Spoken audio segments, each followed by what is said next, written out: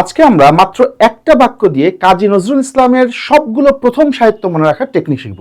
সবগুলো প্রথম সাহিত্য বলতে বোঝাচ্ছি কাজী নজরুল ইসলামের প্রথম প্রকাশিত কবিতা কোনটি, প্রথম প্রকাশিত গল্প কোনটি, প্রথম প্রকাশিত প্রবন্ধ কোনটি, প্রথম প্রকাশিত উপন্যাস কোনটি, এরকম যতগুলো প্রথম আছে সেই প্রথমগুলো মনে রাখতে পারবো আমরা মাত্র একটা বাক্য দিয়ে। বাক্যটা আমি এখানে লিখে রেখেছি, তুবা ব্যথা মুক্তির জন্য ঝিলের ধারে অগ্নিবাণীর বাঁশি বাজায়। ভালো করে বোঝেন, তুবা নামে একটা মেয়ে, সে ব্যথা থেকে মুক্তি পাওয়ার জন্য কি করছে? ঝিলের ধারে অগ্নিবাণীর বাঁশি বাজাচ্ছে। তুবা ব্যথা মুক্তির জন্য ঝিলের ধারে অগ্নিবাণীর বাঁশি বাজায়। এর মধ্যে কোন কোন গ্রন্থ বা কোন কোন লেখাগুলো আছে সেটা একটু দেখি।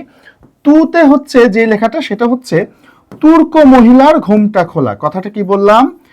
তুর্ক মহিলার ঘোমটা খোলা। এই তুর্ক মহিলার ঘোমটা খোলা এটি হচ্ছে কাজী নজরুল ইসলামের প্রথম প্রকাশিত প্রবন্ধ। বাতে যে লেখাটা সেটা খুবই বিখ্যাত, বাউন্ডেলের আত্মকাহিনী।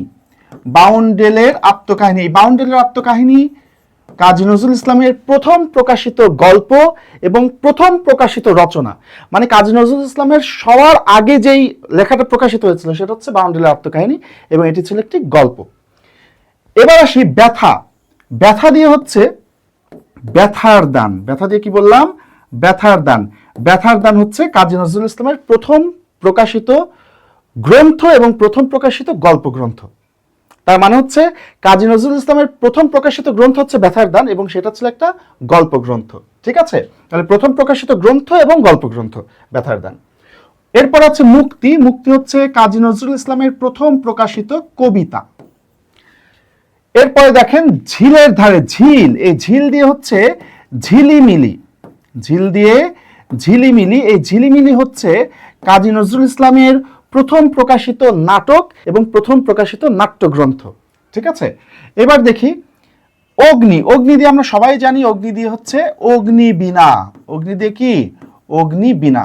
এটা হচ্ছে কাজী নজরুল ইসলামের প্রথম প্রকাশিত কাব্যগ্রন্থ। প্রথম প্রকাশিত কবিতা ছিল মুক্তি আর প্রথম প্রকাশিত কাব্যগ্রন্থ হচ্ছে অগ্নিবীণা। এইবার দেখেন বাণী। বাণী দিয়ে হচ্ছে যুগবাণী। এই যুগবাণীটা হচ্ছে কাজী নজরুল ইসলামের প্রথম প্রকাশিত প্রবন্ধ গ্রন্থ।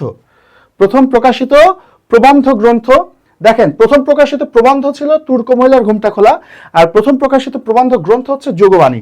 এবং আরেকটা কথা বলে দিই, এই যুগবাণী কিন্তু কাজী নজরুল ইসলামের প্রথম নিষিদ্ধ গ্রন্থও বটে। ঠিক আছে, এরপরে আসি বাঁশি। বাঁশি দিয়ে হচ্ছে বিষের বাঁশি। বাঁশি দিয়ে কি? বিষের বাঁশি। এই বিষের বাঁশি হচ্ছে কাজী নজরুল ইসলামের প্রথম নিষিদ্ধ কাব্যগ্রন্থ। কি বললাম? প্রথম নিষিদ্ধ গ্রন্থ ছিল যুগবাণী, কিন্তু প্রথম নিষিদ্ধ কাব্যগ্রন্থ কোনটা? বিষের বাঁশি। ঠিক আছে, এটা যুগবাণী 1922 সালে নিষিদ্ধ হয় আর বিষের বাঁশি 1924 সালে। আর এই বাঁশির মধ্যে আরেকটা জিনিস আছে, সেটা হচ্ছে বাঁশির মধ্যে যে বা আছে না, এই বা দিয়ে আমরা মনে রাখবো হচ্ছে বাঁধনহারা।